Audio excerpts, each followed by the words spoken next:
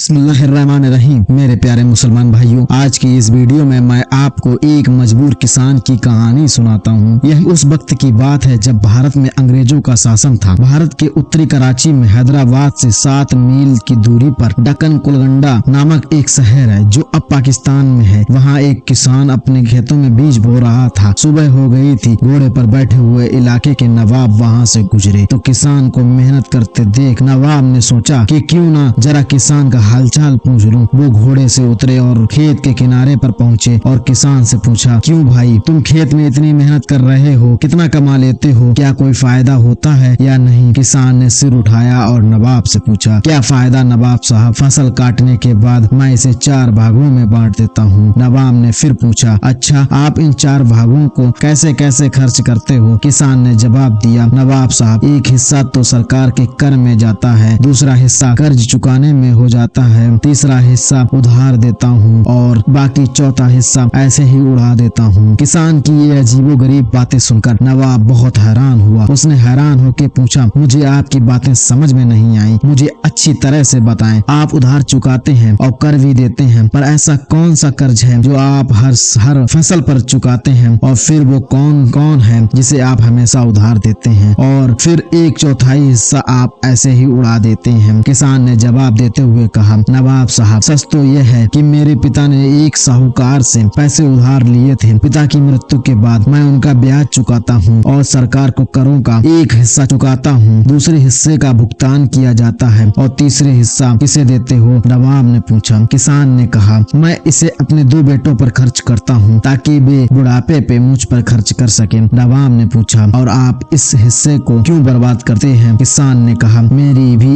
एक बेटी है। आप जानते हैं कि आजकल दहेज के बिना कोई शादी नहीं होती और दहेज एक बेकार की रस्म है। चौथा भाग मैं इसे उसके दहेज के लिए रखता हूँ। मेरी नजर में यह पैसे की बर्बादी है। नवाब उसके इस जवाब से बहुत खुश हुआ और किसान को इनाम के तौर पर बड़ी रकम दे दी। तो मेरे प्यारे मुसलमान भाइयों, आपको इस वीडियो से सीख लेनी चाहिए कि आप जो भी हैं जिंदगी में, आप अच्छी तरीके से जिंदगी को गुजारें। जो होगा वो देखा जाएगा, लेकिन आप इतना फोकस जरूर करें कि अगर आप नहीं बचत करेंगे तो आपकी जिंदगी में कुछ हासिल नहीं कर पाएंगे। तो मेरे प्यारे मुसलमान भाइयों, अगर आपको मेरी वीडियो अच्छी लगी हो तो मेरी वीडियो को एक लाइक कर देना, और चैनल पर पहली बार आए हो तो चैनल को सब्सक्राइब करना मत भूलना, जिससे कि मैं कोई भी इस्लामिक वीडियोस बनाऊं तो उसकी नोटिफिकेशन आपके पास पहुंच जाए। तो चलिए चलता हूँ। अस्सलाम वालेकुम।